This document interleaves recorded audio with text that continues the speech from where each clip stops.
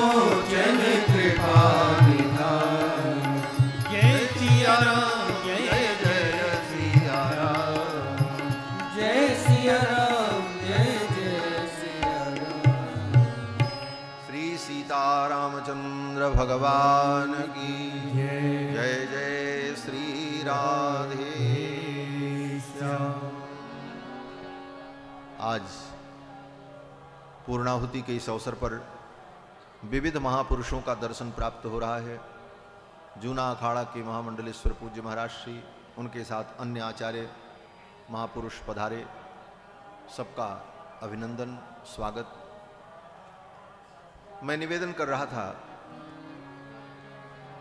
कि भगवान की ही इच्छा से सब कुछ होता है। भगवान की लीला में भगवान की इच्छा ही कारण है, बस दूसरा कोई कारण नहीं। समझाने के लिए भले कहा जाए, जैसे गोस्वामी तुलसीदास जी ने लिखा कि राम जी का अवतार क्यों हुआ। प्रश्न किया पार्वती जी ने, हरि अवतार हेतु कहीं होई। भगवान के अवतार का हेतु क्या है, ये प्रश्न किया पार्वती जी ने। तो भगवान शंकर ने उत्तर दिया, हरि अवतार हेतु कहीं होई, इदमित्थम कही जाए न सोई। भगवान का अवतार क्यों होता है, इसका निश्चित कारण तो हम नहीं बता सकते, लेकिन दो चार कारण भगवान ने बताया शंकर जी ने। एक कारण बताया कि नारद साप दीन एक बार नारद जी ने शाप दिया, इसलिए भगवान का अवतार हुआ। एक कारण बताया कि सनकादिकों ने जय विजय को शाप दिया, इसलिए भगवान का अवतार हुआ। द्वारपाल हरि के प्रिय दोऊ, जय अरु विजय जान सबको। विप्रसाप ते दूनौ भाई, तामस असुर देह तिन पाई। उनके उद्धार के लिए भगवान का अवतार हुआ। एक कारण और बताया, बोले स्वयंभू मनु और शत्रुपा ने तप किया, तो उनकी तपस्या के कारण भगवान उनके पुत्र बने, इसलिए भगवान का अवतार हुआ। बोले एक कारण और था, बोले क्या? बोले प्रताप भानु राजा जब रावण बना तो उसका उद्धार करने के लिए भगवान का अवतार हुआ।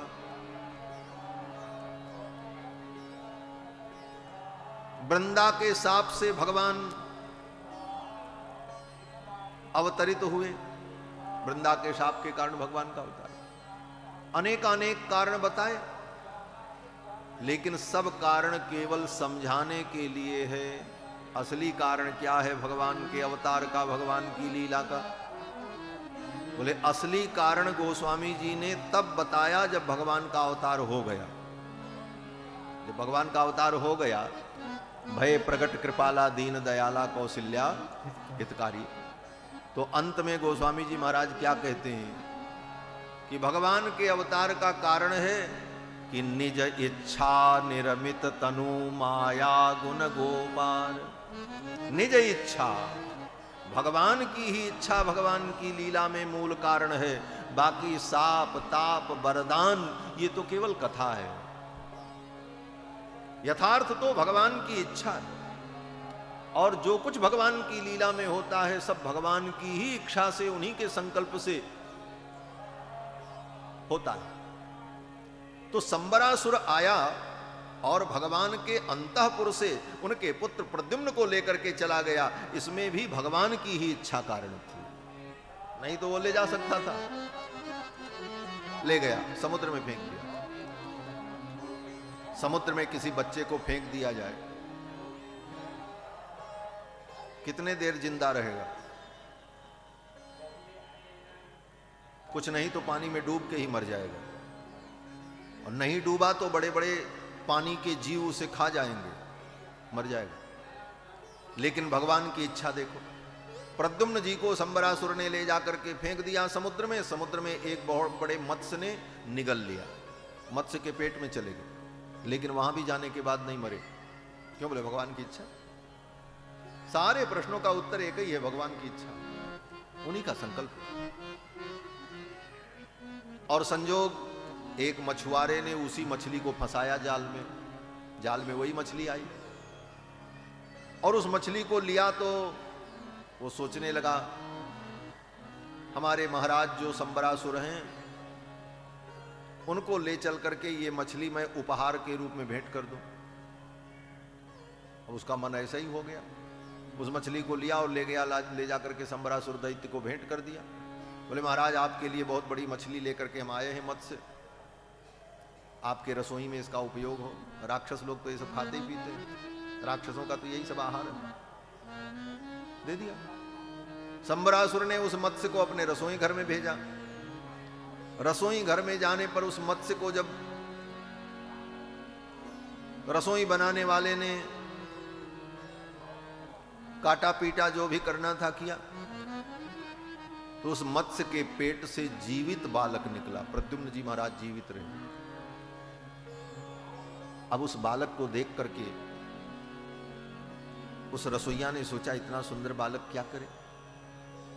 संयोग कि वहां पर संबरासुर के यहां ही मायावती नाम की एक देवी थी, वो वहीं रसोई में वो भी रहती थी, उसका नाम मायावती। ये वाली मायावती नहीं, वो दूसरी मायावती थी, उसका भी नाम मायावती था। वो मायावती कोई और नहीं थी, कामदेव की पत्नी रति देवी थी। भगवान शंकर ने कहा था तुम्हारे पति कृष्ण के पुत्र बनकर के प्रकट होंगे। रति देवी ने कहा था कहां मिलेंगे हमको? बोले संबरासुर दैत्य के घर में ही इस रूप में तुम्हें तुम्हारे पति प्राप्त होंगे। रसोई बनाने वाले ने उस बालक को लाकर के मायावती को दे दिया। मायावती तो जान गई है मेरे पति।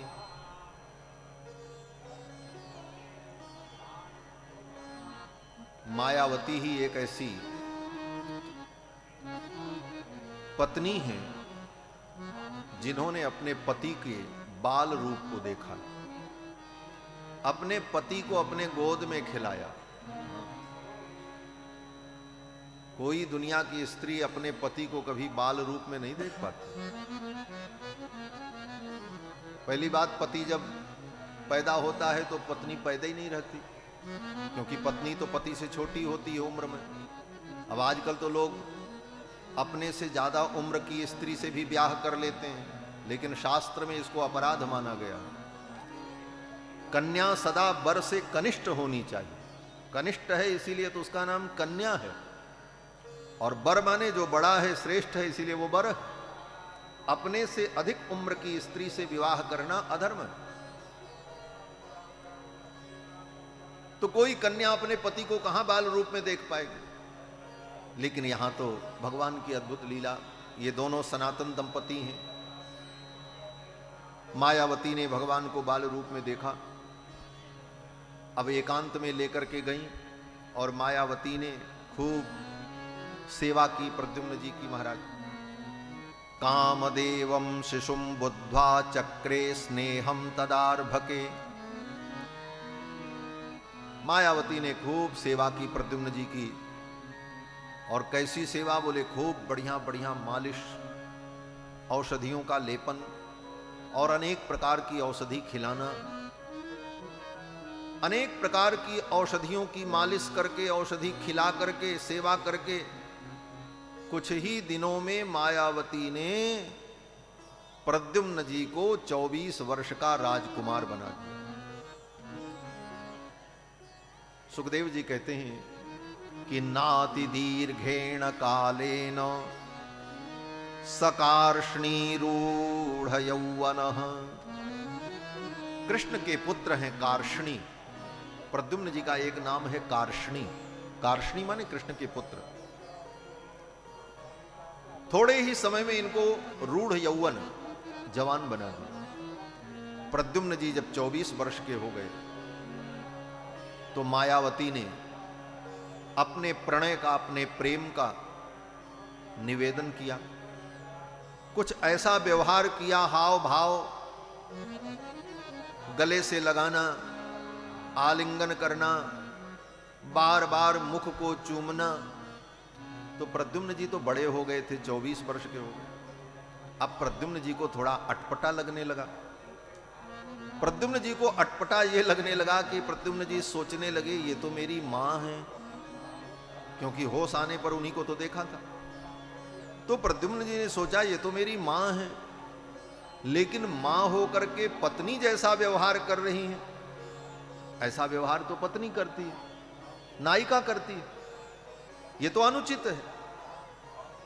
तो प्रद्युम्न जी ने मायावती से कहा कि मातृभावम अतिक्रम्य वर्तसे कामिनी यथा, मातृभाव को छोड़कर कामिनी जैसा व्यवहार क्यों करती हो, आप तो मेरी मां हो।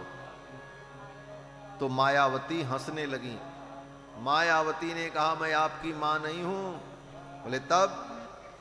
मायावती ने कहा आप तो भगवान नारायण के पुत्र हैं।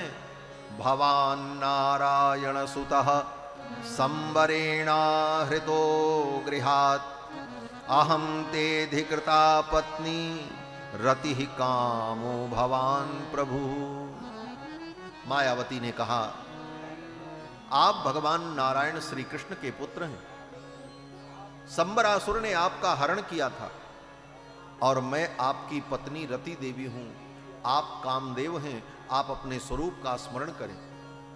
मायावती ने जब इस प्रकार कहा तो प्रद्युम्न जी को अपने स्वरूप का स्मरण हो गया, सब कुछ पता चल गया और उसी समय उनके अस्त्र शस्त्र प्रकट हो गए।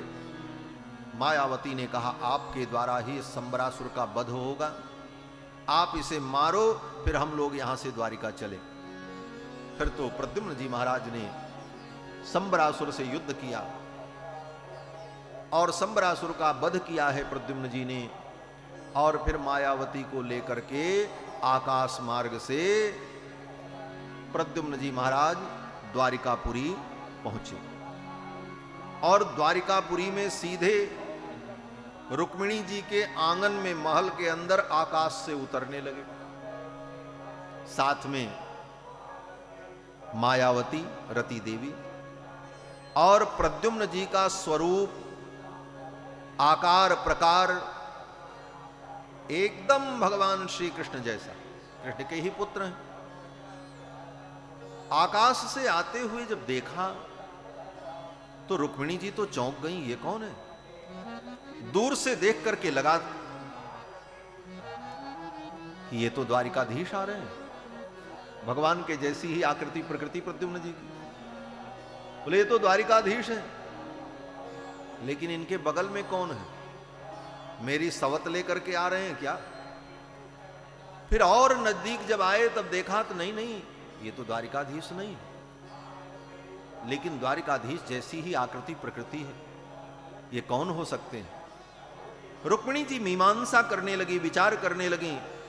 एवं मीमांसमानायाम वैदर्भ्याम देवकी सुतः,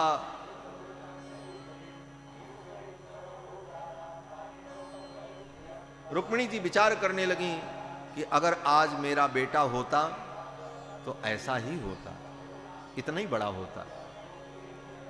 और अपने पुत्र का स्मरण करने लगी रुक्मिणी जी।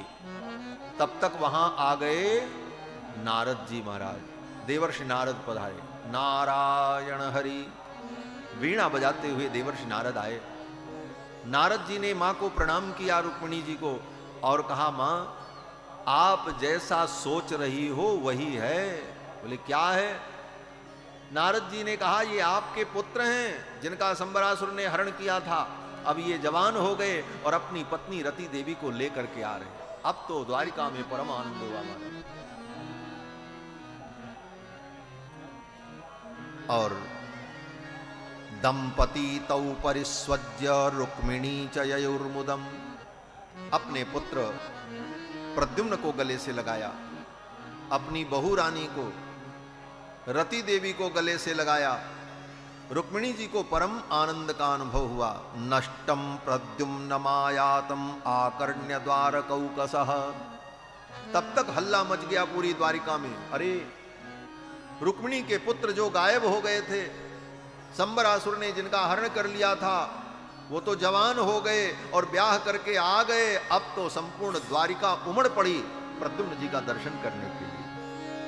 अपार भीड़ एकत्रित हो गई द्वारिका में, द्वारिकाधीश के प्रांगण में, और सभी लोगों ने प्रद्युम्न जी का और मायावती का दर्शन किया। और फिर द्वारिकापुरी में सुंदर मंडप का निर्माण हुआ, सहनाई बजी और बड़े धूमधाम से भगवान के पुत्र प्रद्युम्न का मायावती के साथ विवाह संपन्न हुआ। भगवान के पुत्र का विवाह हो गया। घर में बहू आ गई, लेकिन अभी भगवान के विवाह बाकी हैं। अभी आगे और विवाह भगवान के होंगे। आगे श्री सुखदेव भगवान कहते हैं कि भगवान का दूसरा विवाह सत्राजित की बेटी सत्यभामा के साथ हुआ। बेटे का ब्याह हो गया, घर में बहू आ गई, लेकिन अभी ससुरा जी का ब्याह बाकी है। भगवान कृष्ण के ब्याह बाकी हैं। कितने? बोले 16,107 विवाह अभी बाकी है। दूसरा विवाह भगवान का सत्राजित की बेटी सत्यभामा के साथ। सत्राजित द्वारिका में रहते थे, क्षत्रिय थे। उनकी केवल एक बेटी थी सत्यभामा, कोई बेटा नहीं, कोई और बेटी नहीं, एकमात्र संतान सत्यभामा। सत्राजित सूर्य भगवान के भक्त थे। सूर्य भगवान ने उनको एक मणि दी थी। वो मणि 8 भार सोना देती थी और उसी सोने से सत्राजित का वैभव बढ़ता था। एक बार भगवान ने सत्राजित से कहा, ये मणि आप राज खजाने में जमा करा दो। ऐसी मणि, बहुमूल्य मणि राजा के खजाने में होनी चाहिए। सत्राजित ने मना कर दिया, नहीं, ये मणि मेरी है, सूर्य भगवान ने हमको दिया है, हम नहीं देंगे। भगवान ने कहा कोई बात नहीं। और संजोग ऐसा कि सत्राजित का भाई प्रसेन उस मणि को गले में पहनकर शिकार खेलने गया। जंगल में सिंह ने उसे मार दिया, मणि ले ली। फिर उस सिंह को एक रीछ ने मार दिया, वो मणि ले ली। प्रसेन लौट करके नहीं आया। सत्राजित ने चारों तरफ चर्चा कर दी, कहीं कृष्ण ने मेरे भाई को मार तो नहीं दिया मणि के लिए। ये झूठा कलंक भगवान के ऊपर लगा। इस कलंक का मोचन करने के लिए, इस कलंक से मुक्त होने के लिए भगवान ने द्वारिका की सभा में घोषणा की, मैं सभा छोड़ करके जा रहा हूं मणि का पता लगाने के लिए। जब तक मणि मिल नहीं जाएगी तब तक मैं सभा में नहीं आऊंगा। और सेवकों को साथ में लेकर भगवान मणि का पता लगाने के लिए चल पड़े। जंगल में गए तो देखा प्रसेन मरा पड़ा था, वहां भी मणि नहीं मिली। आगे जाने पर सिंह देखा, सिंह भी मरा पड़ा था, वहां भी मणि नहीं मिली। और आगे गए तो एक सुंदर गुफा दिखाई पड़ी। भगवान ने सेवकों से कहा, तुम लोग यहीं खड़े रहो, मैं गुफा के अंदर जाता हूं। सेवकों ने कहा, आपका भीतर जाना ठीक नहीं है, हम भी आपके साथ चलें। भगवान ने कहा, नहीं, यहीं मेरी प्रतीक्षा करो। सेवकों ने कहा, कितने दिन? भगवान ने कहा, 12 दिन तक मेरी प्रतीक्षा करना।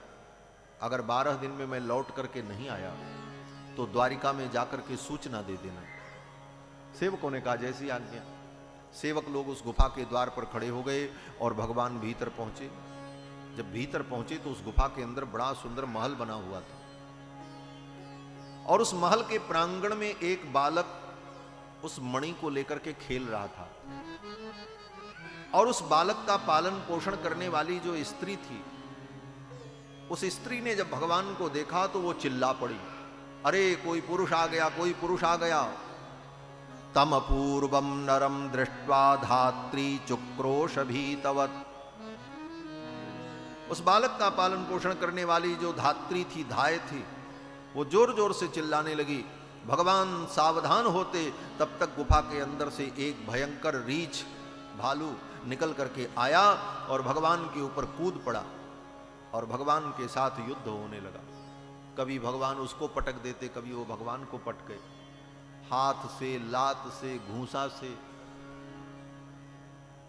दोनों का ऐसा भयंकर युद्ध हुआ महाराज। और 1-2 घंटे का युद्ध नहीं, 28-24 घंटे, 28 दिन तक लगातार रात दिन युद्ध चलता ही रहा। कभी भगवान उसको पटक देते, उसकी छाती पर चढ़ जाते, कभी वो दांव लगा करके भगवान को चित्त कर देता, फिर कभी भगवान उसको चित्त कर देता। और वो भी कमजोर नहीं महाराज, 28 दिन बिना खाए पिए लड़ता रहा। वो रीछ कोई और नहीं, त्रेता युग के श्री जामवंत जी महाराज थे। जामवंत मंत्री अति बूढ़ा अत्यंत वृद्ध श्री जामवंत जी महाराज द्वापर युग तक थे। 28 दिनों तक भगवान से युद्ध किया। 28वें दिन अचानक जामवंत जी की दृष्टि भगवान के वक्षस्थल पर गई। देखा भगवान के वक्षस्थल पर कौस्तुभ मणि, श्री वत्स का चिन्ह। जामवंत जी पहचान गए, ये तो भगवान नारायण है, ये मेरे आराध्य प्रभु श्री राम है। इनके वक्षस्थल पर कौस्तुभ मणि है, श्री वत्स का चिन्ह है, भृगु जी के चरण का चिन्ह है। इन चिन्हों को देख करके जामवंत जी पहचान गए कि ये भगवान है।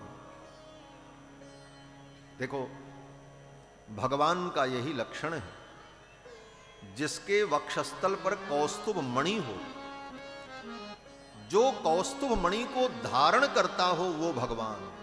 ये भगवान की परिभाषा है, जान लेना। सब भगवान नहीं हो सकते।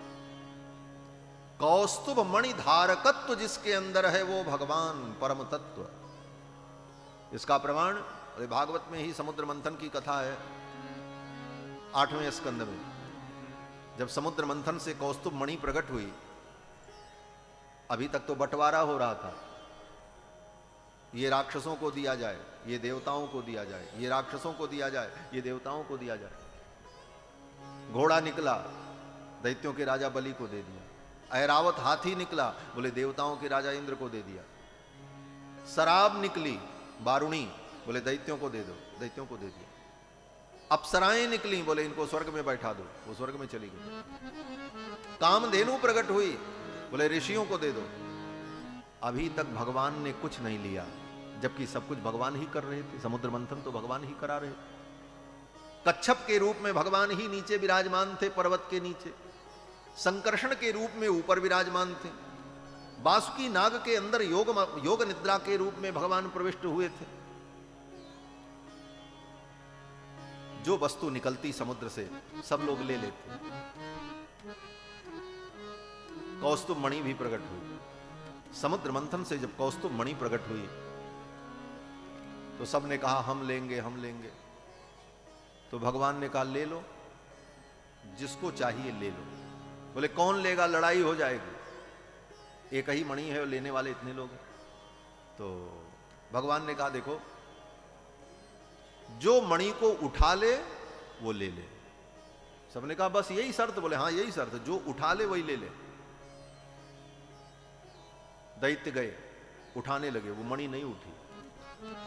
बड़े बड़े दैत्य आए, पराक्रमी वीर, लेकिन कोई उस मणि को उठा नहीं पाया। देवता गए, देवताओं ने भी उठाने का प्रयास किया, नहीं उठा पाए।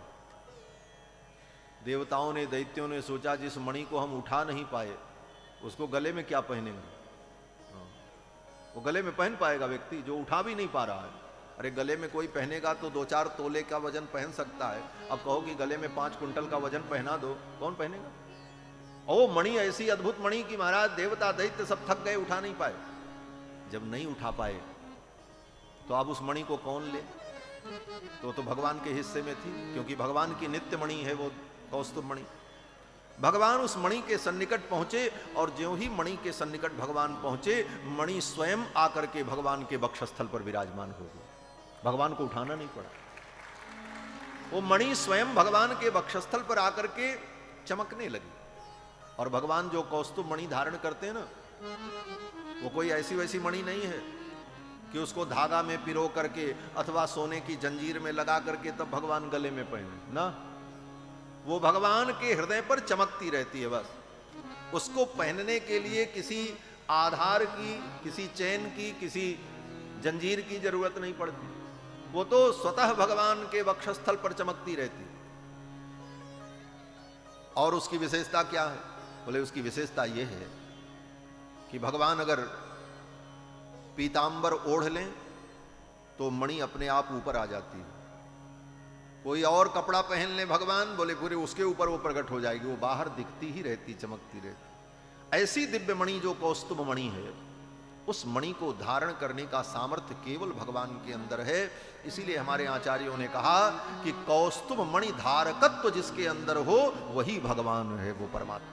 ये परमात्मा का महान लक्षण बताया है आचार्य। वो कौस्तुभ मणि और इस कौस्तुभ मणि का लक्ष्मी जी से बहुत बड़ा संबंध है। क्या संबंध है? बोले कौस्तुभ मणि को जो गले में धारण करेगा वही लक्ष्मी का पति होगा, दूसरा कोई लक्ष्मी का पति नहीं हो सकता। कौस्तुभ मणि धारकत्व जिसके अंदर है, लक्ष्मी पतित्व भी उसी के अंदर है। हमारे पूज्य स्वामी जी कहा करते कि कौस्तुभ मणि पहले आई, लक्ष्मी जी बाद में आई। और कौस्तुभ मणि भगवान के पास ही आई। क्यों? बोले लक्ष्मी को भगवान के पास आना है। इसका मतलब, बोले इसका मतलब यह है कि कौस्तुभ मणि लक्ष्मी की प्राप्ति का टोकन है। जैसे बैंक में जाओ भुगतान लेने के लिए, फॉर्म भर दिया और जमा कर दिया, तो वहां से क्या मिलता? बोले पीतल का इतना बड़ा सिक्का मिलता है, टोकन। टोकन लेकर के बैठे रहो। क्यों? बोले अब टोकन मिल गया तो भुगतान आपको होगा, पक्का है। और टोकन जिसके पास होगा भुगतान उसी को होगा। तो लक्ष्मी का प्राकट्य होने वाला था समुद्र मंथन से, इसीलिए भगवान को कौस्तुभ मणि का टोकन मिल गया। क्यों? बोले भुगतान तो इधर ही होना है, लक्ष्मी तो यहीं आएगी भगवान के पास। तो कौस्तुभ मणि भगवान का जो चिन्ह है, जो मणि है, उसे देखा किसने? जामवंत जी ने पहचान गए, ये तो भगवान है, ये श्री हरि है। तब तक देखा वक्षस्थल पर भृगु जी के चरण का चिन्ह, ब्राह्मण के चरण का चिन्ह। भृगु जी ने भगवान के वक्षस्थल पर चरण का प्रहार किया, वो चिन्ह बन गया। भगवान नारायण के, भगवान विष्णु के वक्ष पर भृगु जी ने जाकर के अपने चरण से प्रहार किया। ये सब कथा भागवत में आगे है। अब तो थोड़ी देर में ही सब बात को पूरी कर देना है, कथा तो पूरी हम सुना नहीं पाएंगे, लेकिन मुख्य मुख्य बातें। एक बार सरस्वती नदी के तट पर सभी ऋषियों का सम्मेलन हुआ और सम्मेलन का विषय था कि निर्णय करो कि किसकी उपासना की जाए, उपास्य कौन हो सकता है। बोले कौन परीक्षा लेगा, कौन निर्णय करेगा? बोले भृगु जी को निर्णायक बनाओ। भृगु जी महाराज को निर्णायक बनाया गया। भृगु जी चल पड़े, पहुंचे भगवान शंकर के पास। भगवान शंकर के पास पहुंचे तो भगवान शंकर उठ करके खड़े हुए, बोले आओ मैं तुमको गले लगाऊंगा। भृगु जी 4 कदम पीछे हट गए, बोले नहीं नहीं हमको मत छूना। बोले क्यों? बोले आपके शरीर में चिता की भस्म लगी है, हड्डियों की माला पहने हो, चिता का धुआं लग जाए तो स्नान करना पड़ता है और हम आपको गले लगाएं। इतने में भगवान शंकर नाराज हो गए, क्रोधित हो गए, त्रिशूल उठाया मारने। भृगु जी ने कहा आप फेल हो गए। क्यों? बोले हम तो परीक्षा ले रहे थे, आपके धैर्य की परीक्षा हो रही थी, आप इतने में ही नाराज हो गए। चल पड़े, ब्रह्मा जी के पास पहुंचे। ब्रह्मा जी को प्रणाम भी नहीं किया, जाकर के बैठ गए। ब्रह्मा जी को अच्छा नहीं लगा, मेरा बेटा और मुझे प्रणाम नहीं कर रहा, कितना अभिमानी हो गए। ब्रह्मा जी नाराज हो गए। ब्रह्मा जी ने कहा तुम धृष्ट हो, तुमने प्रणाम नहीं किया, तुमने अपराध किया। भृगु जी ने कहा आप भी फेल हो गए। बोले फेल हो गए? बोले हाँ हम तो परीक्षा ले रहे थे, प्रणाम नहीं किया, इतने मात्र में आप नाराज हो गए। जीव तो गलती करता ही करता है, अगर जीव गलती ही ना करे तो फिर शरण में आने की और क्षमा मांगने की क्या आवश्यकता पड़ेगी। और परमात्मा को, आराध्य को तो दयालु होना चाहिए, कृपालु होना चाहिए, क्षमाशील होना चाहिए, और आप तो इतने में ही नाराज हो गए। वहां से चल पड़े भृगु जी, भगवान विष्णु के पास पहुंचे। भगवान विष्णु क्षीर सागर में शेष की शैया पर लेटे हुए, लक्ष्मी जी चरण दबा रही थी। भृगु जी पहुंचे, न आव देखा न ताव देखा, सोते हुए भगवान नारायण के वक्षस्थल पर जाकर के भृगु जी ने अपने चरण से प्रहार किया, एक लात मारी भगवान को। और ज्यों ही वक्ष पर चरण का प्रहार किया भृगु जी ने, भगवान नारायण उठ करके बैठ गए, अपने शेष पर्यंक से उतर गए और भृगु जी को अपने शेष पर्यंक पर बैठा दिया और स्वयं नीचे बैठ गए और अपने पीतांबर से भगवान भृगु जी के चरण को पोंछने लगे। और भगवान ने कहा, हे विप्र, आप मेरे द्वार पर आए, मेरा कर्तव्य तो यह था कि मैं उठ करके आपका स्वागत करता, लेकिन मैं धृष्टतावश सोता रह गया। आपने चरण प्रहार करके हमें शिक्षित किया, हमें शिक्षा दी, लेकिन हे विप्र, आपका चरण अत्यंत कोमल है, मेरा वक्षस्थल बहुत कठोर है। बड़े बड़े दुर्दांत दानव की गदाएं अस्त्र शस्त्र मेरे वक्ष से टकरा करके चूर हो जाती हैं। ऐसे कठोर वक्ष पर आपने अपने कोमल चरणों से प्रहार किया, आपके चरणों में पीड़ा हो गई हो तो आप क्षमा करना। ये कह करके भगवान अपने पीतांबर से भृगु जी के चरण को पोंछने लगे। भगवान के स्वभाव को देखकर भृगु जी के आंखों से अश्रु की धारा बहने लगी। धन्य है नारायण, ये सहनशीलता, ये शीलता, ये गुण। भृगु ने मारी लात उर, तबो उठी नहीं हूक, ऐसो साहब चाहिए माफ करे सब चूक। जो सब चूक माफ कर दे, ऐसा साहब होना चाहिए, जो थोड़े में नाराज हो जाए। भृगु जी ने कहा, आज निर्णय हो गया।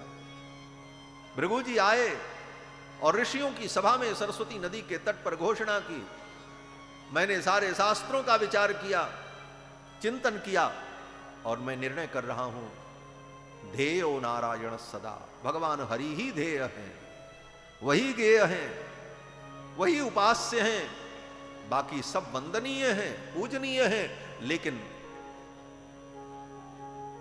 समर्पण तो इन्हीं के चरण में हो। यह भृगु जी ने निर्णय किया। तो भृगु जी के चरण चिन्ह को भगवान अपने वक्ष में आज भी धारण करते। चाहे रामावतार हो, चाहे कृष्णावतार हो, नरसिम्हावतार हो, सभी अवतार में वो चिन्ह प्रकट रहता है, भृगु जी के चरण का चिन्ह। रामावतार में भी विप्रपादाब्ज चिन्हम, गोस्वामी जी महाराज कहते हैं, विप्र के चरण का चिन्ह वक्ष पर प्रकट है। जामवंत जी ने देखा भृगु जी के चरण का चिन्ह, श्रीवत्स चिन्ह, कौस्तुभ मणि। जामवंत जी को समझने में देर नहीं लगी, ये तो साक्षात हरि हैं, आराध्य। चरणों में गिर पड़े और जामवंत जी ने कहा कि जाने त्वाम सर्वभूतानाम प्राणवोजस्सहो बलम। हे भगवान, मैं जान गया, विष्णुम पुराण पुरुषम, आप भगवान नारायण हैं, पुराण पुरुष हैं। मैंने आपके ऊपर प्रहार किया, आप हमें क्षमा करें। भगवान प्रसन्न हो गए। भगवान ने कहा, जामवंत जी, मैं तो ये मणि लेने आया था, इस मणि की आवश्यकता है, मेरे ऊपर इसकी चोरी का आरोप है, और इस मणि को प्राप्त करके मैं जाऊंगा तो आरोप मुक्त हो जाऊंगा। श्री सीतारामचंद्र भगवान की जय, श्री राधा कृष्ण भगवान की जय, जय जय श्री राधे श्याम। श्री कृष्ण गोविंद हरे मुरारे, श्री कृष्ण गोविंद हरे मुरारे, हे नाथ नारायण वासुदेव। श्री कृष्ण गोविंद हरे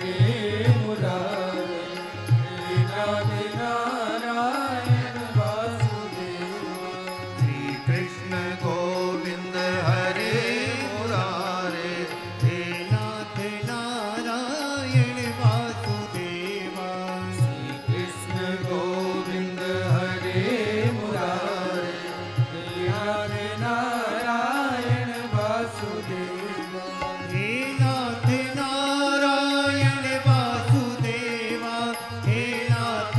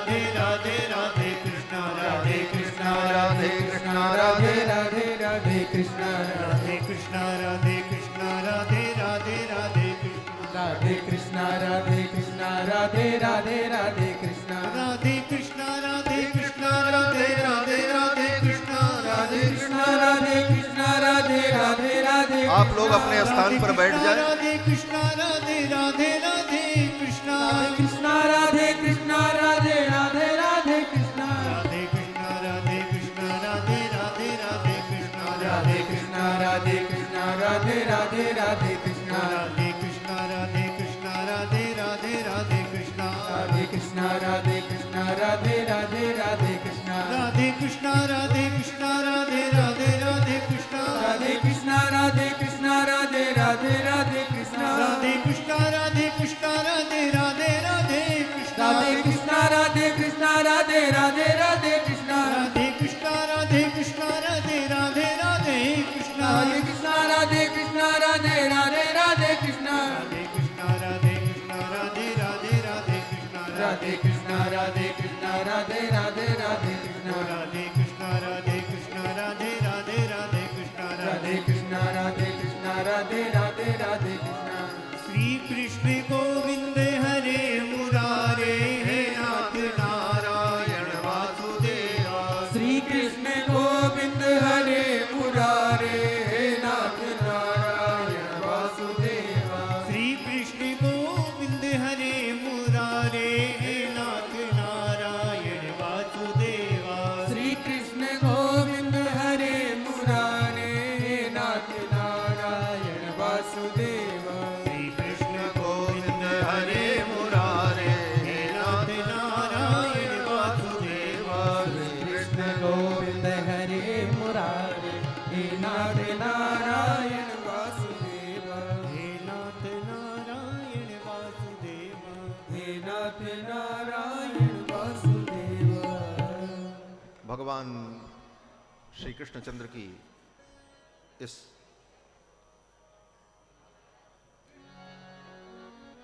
कथा अनुष्ठान में पूज्य महाराज श्री अनंत श्री विभूषित स्वामी श्री भरतदासाचार्य जी महाराज संगीत के टीम के लोगों को और मंच पर जो आचार्य लोग हैं उन सब का सम्मान कर रहे हैं। उनके परिकरों के द्वारा सम्मान का विधान हो रहा है और इसके बाद मात्र 10 मिनट में सारे विषय वस्तु को पूर्ण करके भागवत जी को पूर्णता प्रदान करेंगे। बातें सब हमने कह दी हैं। सदा भागवत पूर्ण है, ये कभी अपूर्ण होती नहीं और कहते रहो जिंदगी भर फिर भी ये कभी समाप्त होती नहीं। हरि अनंत हरि कथा अनंता कहीं सुने बहुविधि सब संता। और फिर महाराज श्री का भी अभिनंदन होगा जिन्होंने इतना बड़ा संकल्प पूर्ण किया है। 108 यज्ञ का संकल्प पूर्ण हो रहा है। इस अवसर पर पूज्य स्वामी जी महाराज के जो परिकर हैं, भक्तगण हैं, शिष्यगण हैं, वे सब पूज्य स्वामी जी का अभिनंदन करेंगे और उनसे आशीर्वाद प्राप्त करेंगे और संतों के सम्मान का कार्यक्रम होगा और फिर भागवत जी की पूर्णता होगी, आरती होगी, फिर उधर सायंकाल पूर्णाहुति का कार्यक्रम होगा। यही रूपरेखा है और जब तक महाराज श्री संतों का सम्मान कर रहे हैं तब तक थोड़ी देर आप लोग कीर्तन कर लो। और क्या कीर्तन? बोले प्रेम से, भजो रे मन प्रेम से राम रघुरैया। भजो रे मन प्रेम से राम रघुरैया, भजो रे मन प्रेम से। ताली बजा के रघुरैया, भजो रे मन ताली की आवाज आनी चाहिए। राम रघुरैया, भजो रे मन प्रेम से राम रघुरैया, भजो रे मन प्रेम से राम रघुरैया, भजो रे मन प्रेम से राम रघुरैया, राम रघुरैया, सिया रघुरैया, राम राम रघुरैया सिया रघुरैया राम रघुरैया सिया रघुरैया राम रघुरैया सिया रघुरैया सिया रघुरैया भजो रे मन प्रेम से राम रघुरैया भजो रे मन प्रेम से राम रघुरैया। आपकी आवाज नहीं आ रही है, हमको आपकी आवाज सुनाई पड़नी चाहिए कि आप कीर्तन कर रहे हो। भोजन करते तिल तिल बेरिया मिश्री दूध मलैया भोजन करते तीन तीन बेरिया मिश्री दूध मलैया भोजन करते तिल तिल बेरिया मिश्री दूध मलैया भोजन करते तीन तीन बेरिया मिश्री दूध मलैया राम भजन में क्यों अलसाते राम भजन में क्यों अलसाते राम भजन में क्यों अलसाते राम भजन में क्यों अलसाते छिन छिन लेत जमैया भजो रे मन प्रेम से राम रघुरैया भजो रे मन प्रेम से राम रघुरैया भजो रे मन प्रेम से राम रघुरैया भजो रे मन प्रेम से राम रघुरैया भजो रे मन प्रेम से राम रघुरैया भजो रे मन प्रेम से मरा मरा कहे वाल्मीकि जीवन पे ब्रह्म कुसैया मरा मरा कह वाल्मीकि जी बन गए ब्रह्म गोसैया मरा मरा कहे वाल्मीकि जी बन गए ब्रह्म गोसैया मरा मरा कह वाल्मीकि जी बन गए ब्रह्म गोसैया जवन हराम राम कही कर गए जवन हराम राम कही कर अरे गए जवन हराम राम कही कर गए जवन हराम राम कही कर कर गए गए सदन कसैया भजो रे मन प्रेम से राम रघुरैया भजो रे मन प्रेम से राम रघुरैया भजो रे मन प्रेम से राम रघुरैया भजो रे मन प्रेम से झूठे बेर से सबरी तर गई बिछा पुरानी चटैया झूठे बेर से सबरी तर गई बिछा पुरान चटैया झूठे बेर से सबरी तर गई बिछा पुरान चटैया झूठे बेर से सबरी तर गई बिछा पुरान चटैया चंदन चढ़ा के कुबजा तर गई चंदन चढ़ा के कुबजा तर अरे गई चंदन चढ़ा के कुबजा तर गई चंदन चढ़ा के कुबजा तर गई गई रेवट चढ़ा के नैया भजो रे मन प्रेम से राम रघुरैया भजो रे मन प्रेम से राम रघुरैया सुआ पड़ा के गणिका तर गई घना चरा के गैया सुबह पढ़ा के गणिका तर गई घना चढ़ा के गैया सुहा पढ़ा के गणिका तर गई घना चरा के गैया सुबह पढ़ा के गणिका तर गई घना चढ़ा के गैया खिचड़ी खिला खिला के तर गई खिचड़ी खिला खिला के तर अरे गई खिचड़ी खिला खिला के तर गई खिचड़ी खिला खिला के तर गई कर्मा बन गई मैया भजो रे मन प्रेम से राम रघुरैया भजो रे मन प्रेम से राम रघुरैया भजो रे मन प्रेम से राम रघुरैया भजो रे मन प्रेम से राम रघुरैया राम रघुरैया सिया रघुरैया राम रघुरैया सिया रघुरैया राम रघुरैया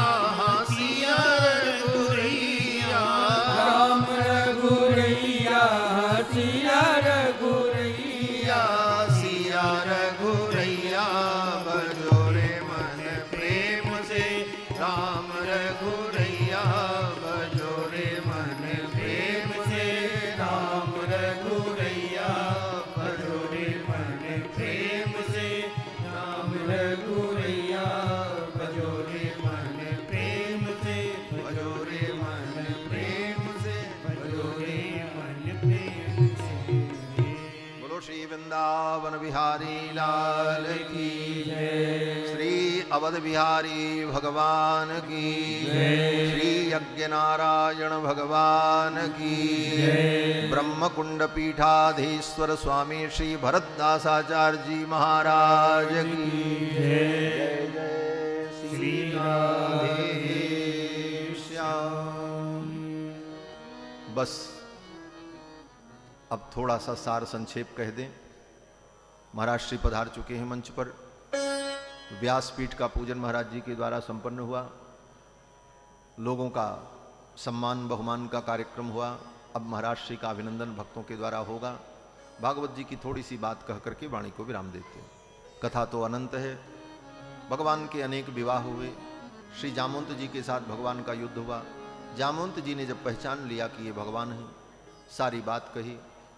भगवान ने मणि मांगी। जामवंत जी ने कहा ये मणि भी आप ले लो, और मेरी एक बेटी है जिसका नाम जाम्बवती है, उस बेटी के लिए वर ढूंढने कहाँ जाऊं? आपसे बढ़िया कौन मिलेगा? आप मेरी बेटी का कन्यादान ग्रहण कर लो। भगवान ने कहा ठीक है। जामवंत जी ने अपनी बेटी का कन्यादान किया। ये भी ब्याह ऐसे ही हुआ महाराज। पहले ससुर जी से 28 दिन तक लड़ाई और तब विवाह।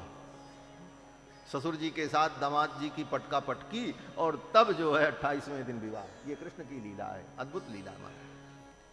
इसके बाद मणि लेकर के आए तो सत्राजित ने भी अपनी बेटी सत्यभामा का कन्यादान कर दिया भगवान को। भगवान का चौथा विवाह जमुना जी के साथ हुआ दिल्ली में। ये दिल्ली भी भगवान की ससुराल है। भगवान इंद्रप्रस्थ गए थे, अर्जुन के साथ जमुना के तट पर विचरण कर रहे थे। जमुना देवी कन्या के रूप में तप कर रही थी।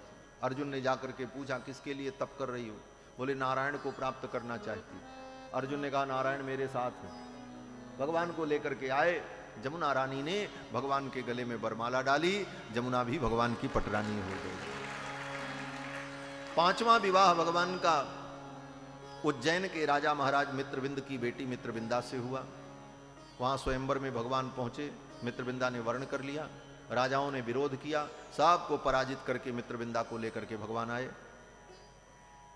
छठवां विवाह भगवान का अयोध्या में हुआ। अयोध्या भी भगवान कृष्ण की ससुराल है। सत्या जी का विवाह। अब इस विषय को लेकर के विद्वानों में थोड़ा मतभेद भी है। कौशल राज की कन्या थी सत्या। कुछ लोग कहते हैं दक्षिण कौशल, लेकिन कुछ लोग ये भी कहते हैं उत्तर कौशल। तो हम तो उत्तर कौशल ही मानते हैं, क्योंकि हमारे अयोध्या से ठाकुर जी का पुराना संबंध है। ब्याह भी हो तो क्या खराब बात है। तो भगवान का एक विवाह तो अयोध्या में हुआ। उस समय अयोध्या के राजा महाराज नग्नजित, उनकी बेटी सत्या का स्वयंवर था। भगवान पहुंचे, प्रतिज्ञा पूरी की। सत्या ने भगवान का वर्ण किया। सत्या जी के साथ भगवान का विवाह हुआ। भगवान का सातवां विवाह केकय देश के राजा की बेटी भद्रा के साथ हुआ। और आठवां विवाह भगवान का मद्र देश के राजा की बेटी लक्ष्मणा के साथ हुआ। ये भगवान की 8 पटरानियां रुक्मिणी, सत्यभामा, जाम्बवती, कालिंदी, मित्रविंदा, सत्या, भद्रा और लक्ष्मणा। और फिर भौमासुर के कारागार में बंद 16,100 राजकन्याओं को भगवान ने मुक्त किया। उन कन्याओं ने भी भगवान का वर्ण कर लिया। भगवान ने उनको भी पत्नी के रूप में स्वीकार कर लिया। इस प्रकार भगवान के कुल 16,108 विवाह हुए और एक एक पत्नी से 10 पुत्र और एक एक बेटियां पैदा हुई। 16,108 भगवान की पत्नियां और एक एक पत्नी से 10 पुत्र और एक एक बेटी। फिर उन एक एक पुत्रों के 10 पुत्र और एक एक बेटी। इतने नाती पोता भगवान के भय। इतना बड़ा परिवार कन्हैया का है। कन्हैया का परिवार छोटा नहीं। ठाकुर जी बहुत बड़ा परिवार बनाते हैं। क्यों? बोले कलयुग आने वाला था। कलयुग के पहले की लीला है। इस लीला से मानो भगवान संकेत करते हैं, देखो परिवार बढ़ाओ। तुम्हारा परिवार अगर बड़ा रहेगा तो ये धरती भी तुम्हारी ही रहेगी, किसी दूसरे की नहीं होगी। वीर भोग्या वसुंधरा, जिसकी संख्या होगी, जिसके पास संख्या बल होगा, वही पृथ्वी का भोग करेगा। इसलिए भगवान के चरित्र से हमको प्रेरणा लेनी चाहिए। अपनी संख्या को बढ़ाओ। ये हम दो हमारे दो का काम बंद करो। हम दो हमारे दो ये बेकार है। हम दो हमारे 10 तब बस। हम दो हमारे 10 तब बस। कन्हैया ने यही किया और उसका परिणाम बोले पूरे यदुवंशियों का पूरे पृथ्वी पर साम्राज्य। किसी की हिम्मत नहीं कि कोई नजर उठा करके देख ले। आज लोग इसी भारत में हम ही को नजर दिखा रहे हैं। क्यों? क्योंकि हम दो हमारे दो के सिद्धांत पे हम चल रहे हैं। बंधुओं, हम दो हमारे दो अगर करते रहोगे तो हम दो हमारे दो ये सब खत्म हो जाएगा। इसलिए हम दो हमारे 10 तब बस। हाँ, भगवान श्री राम ने वाल्मीकि रामायण में कहा है, एष्टव्या बहवः पुत्रा, अनेक पुत्रों को उत्पन्न करना चाहिए। यह भगवान राम की आज्ञा है। वाल्मीकि रामायण पढ़ लेना। उसी प्रसंग में कहते हैं, यह कश्चित गयाम व्रजेत, अनेक पुत्रों को उत्पन्न करोगे तो उसमें से एक भी अगर धर्मात्मा हो गया और उसने गया में जाकर के तुम्हारे लिए पिंडदान कर दिया, वृंदावन में आकर के भागवत का जजमान बन करके पारायण कराया, तो पूरे पितरों का उद्धार हो जाएगा, सबका कल्याण होगा। इसलिए अनेक संतान को उत्पन्न करना चाहिए। यही शास्त्र का सिद्धांत है। ये सब भगवान की लीला। महाभारत युद्ध में पांडव का पक्ष लेकर के भगवान ने दुष्टों का संहार कराया, धर्म की स्थापना की, पृथ्वी के भार को उतारा और फिर भगवान ने ब्राह्मण के शाप को कारण बना करके अपनी लीला का संवरण किया है। ब्राह्मण के शाप को कारण बना करके भगवान ने अपनी लीला का संवरण किया। सभी यदुवंशी आपस में ही लड़ करके मृत्यु को प्राप्त हो गए, क्योंकि उनको कोई दूसरा तो मार सकता नहीं था। इसलिए भगवान ने यह सब योजना बनाई, आपस में ही सब लड़ करके समुद्र के तट पर प्रभासक क्षेत्र में मृत्यु को प्राप्त हुए। जरा नाम के व्याध के बाण को निमित्त बना करके भगवान ने अपनी लीला का संवरण किया। जाते जाते भगवान ने संपूर्ण ज्ञान उद्धव जी को प्रदान किया और भागवत के रूप में भगवान आज भी इस धरती पर प्रकट रूप में विद्यमान हैं। भगवान ने अपने दिव्य तेज को इसी भागवत ग्रंथ में प्रतिष्ठित कर दिया। तिरोधाय प्रविष्टोयम श्रीमद्भागवतार्णवम तेने यम वांगमयी मूर्ति प्रत्यक्षा वर्तते हरे। भगवान हरि की प्रत्यक्ष वांगमयी मूर्ति श्रीमद्भागवत महापुराण है। आज भी भागवत के रूप में भगवान कृष्ण हमारे आपके मध्य में विराजमान है। इसी में भागवत में ही कृष्ण का दर्शन हमें करना है। कृष्ण का दर्शन कहाँ करें? बोले भागवत में करो, इसी में भगवान है, इसीलिए भागवत सुनी जाती है। ये सब कथा सुखदेव जी ने सुनाई और अंत में सुखदेव जी महाराज ने राजा परीक्षित से कहा, अब तुम भगवान का चिंतन करो, मैं जा रहा हूं। सुखदेव जी जैसे आए थे उसी प्रकार चले गए। राजा परीक्षित ने सुखदेव जी के चरणों में प्रणाम किया, कहा कि सिद्धोस्मि अनुगृहीतोस्मि भवता करुणात्मना, आपने बड़ी करुणा की, हमें कथा सुनाई, अब मैं सिद्ध हो गया, मुझे कोई भय नहीं है। सुखदेव जी चले गए। तक्षक नाग आया, जो विधि का विधान था वो हुआ। महाराज परीक्षित का शरीर तक्षक नाग की विशुद्ध ज्वाला से भस्म की ढेरी बन गया। गंगा जी की एक लहर आई और सब राख लेकर के चली गई। महाराज परीक्षित को तो परम गति की प्राप्ति हो गई। बाद में उनके पुत्र जन्मेजय ने सर्प सत्र किया। आस्तिक मुनि ने आकर के उस सत्र को बंद कराया। ये सब कथा सूत जी महाराज ने शौनकादि मुनियों को सुनाई और अंत में श्री सूत जी महाराज ने शौनकादि मुनियों को पुराणों का विभाग, पुराणों की श्लोक संख्या ये सब बताई, भागवत की संक्षिप्त सूची सुनाई, ये सब, और फिर अंत में बाल मुकुंद भगवान की कथा सुनाई। बाल मुकुंद भगवान प्रलय काल में बटपत्र के द्रोण में अक्षय बट के पत्तों के बीच में बालक बनकर के लेटे रहते हैं और अपना चरणामृत अपने पैर का अंगूठा अपने मुख में रख करके भगवान पीते। करारविंदेन पदारविंदम मुखारविंदे विनवेशयंतम बटस्य पत्रस्य पुटेशयानम बालम मुकुंदम मनसा स्मरामि। इस कथा का वर्णन किया, भगवान बाल मुकुंद का वर्णन किया। बाल मुकुंद भगवान अपने पैर के अंगूठे को मुख में रख करके चूसते रहते। देखा होगा चित्र में, विग्रह में। हमारे पूज्य स्वामी जी कहते थे, ये भगवान अपना अंगूठा क्यों पीते हैं? बोले भगवान ने सोचा मेरे चरणामृत में बड़ी शक्ति है और ये महात्मा लोग हमारे चरणामृत का प्रचार करके और चरणामृत पी पी करके सब सीधे बैकुंठ चले जाते। मेरे बैकुंठ का रास्ता खोल देता है ये चरणामृत। विष्णु पादोदकम पीत्वा पुनर्जन्म न विद्यते। तो भगवान ने सोचा मेरे चरणामृत में इतनी शक्ति है, जरा मैं भी तो इसे पी करके देखूं। लोगों ने कहा अपना चरणामृत पियोगे, दुनिया क्या कहेगी? भगवान ने कहा सब दुनिया ही खत्म कर देंगे, प्रलय कर दिया, कोई देखने वाला ही न रहे। अरे बोले उस काल में भी देखने वाले रहते हैं। बोले कौन? बोले मार्कंडे जैसे मुनि बच जाते हैं। बोले तो कोई बात नहीं, हम बालक बन जाएंगे। बालक कुछ भी करे तो कोई दोष नहीं होता, बाल दोष गुण गण ही न साधु। तो भगवान बालक बन करके अपना अंगूठा पीने लगे। करारविंदे न पदारविंदम मुखारविंदे विनिवेशयन्त। एक महात्मा कहते थे नहीं नहीं ये बात नहीं है, असली बात तो ये है कि ये जितने महात्मा वैष्णव भगवान के भक्त ये सब प्रलय काल में भगवान के अंदर चले जाते हैं, सब भगवान में लीन हो जाते हैं। और इनकी आदत है रोज चरणामृत पीने की। अब इनको चरणामृत कहाँ मिले? तो भगवान कहते हैं चिंता मत करो, सब मेरे अंदर बैठे रहो, मैं चरणामृत की सप्लाई कर रहा हूं, यहीं पीते रहो। करारविंदे न पदारविंदम मुखारविंदे विनिवेशयन्तम बटस्य पत्रस्य पुटेशयानम बालम मुकुंदम मनसा स्मरामि। इस प्रकार बाल मुकुंद भगवान का चरित्र सुनाया। अंत में सूत जी महाराज ने भागवत की महिमा बताई। जिस प्रकार नदियों में गंगा श्रेष्ठ हैं, जिस प्रकार वैष्णवों में भक्तों में भगवान शिव श्रेष्ठ हैं, उसी प्रकार पुराणों में ये श्रीमद् भागवत महापुराण सर्वश्रेष्ठ पुराण, परम वैष्णव पुराण है। और इसकी एक परंपरा है। इस ज्ञान को भगवान ने ब्रह्मा को दिया और ब्रह्मा के रूप में भगवान ने ही ये ज्ञान नारद जी को दिया। नारद जी के रूप में भगवान ने ही ये ज्ञान वेदव्यास को दिया और वेदव्यास के रूप में भगवान ने ही ये ज्ञान सुखदेव जी को दिया और सुखदेव जी के रूप में भगवान ने ही ये भागवत की कथा राजा परीक्षित को सुनाई।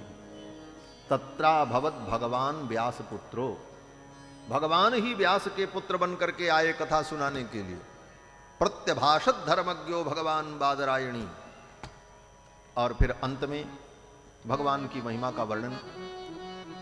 भगवान की भक्ति ही परम श्रेय है, भगवान की भक्ति ही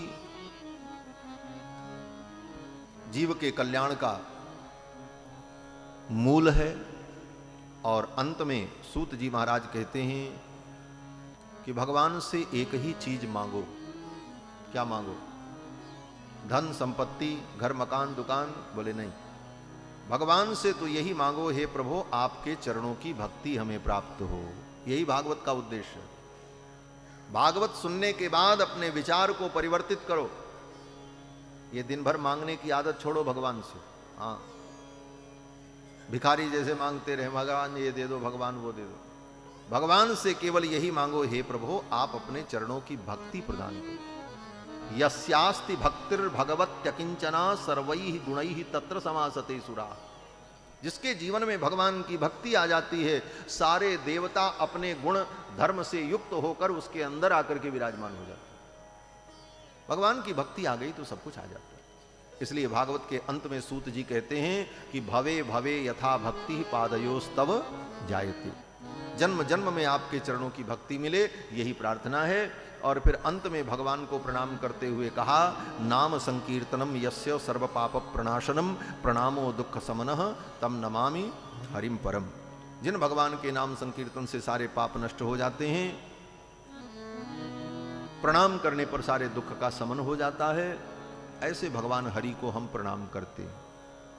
यही कह करके सूत जी ने अपनी वाणी को विराम दिया है। तो भागवत के अंतिम ये 2 श्लोक जो हैं, इनका उच्चारण हम लोग भी कर लें और भगवान को प्रणाम करके इस अनुष्ठान को पूर्णता प्रदान करें। पहले मैं बोलूँगा, फिर आप बोलेंगे हमारे साथ में। और बड़ा ही सरल है, कोई कठिन नहीं है, आप बोल लेंगे। बोलो श्री कृष्णचंद्र भगवान की जय। भवे भवे यथा भक्ति भवे भवे यथा भक्ति पादयोस्तव जायते पादयोस्तव जायते तथा कुरुस्व देवेश तथा कुरुस्व देवेश नाथस्त्वन्नो यत प्रभो नाथस्तन्नो यत प्रभु नाम संकीर्तनं यस्य नाम संकीर्तनं यस्य सर्वपाप प्रणाशनं सर्वपाप प्रणाशनं प्रणामो दुःख समनः प्रणामो दुःख समनः तं नमामि हरिं परम् तं नमामि हरिं परम् हरये नमः हरये नमः हरये नमः हरये नमः हरये नमः हरये नमः।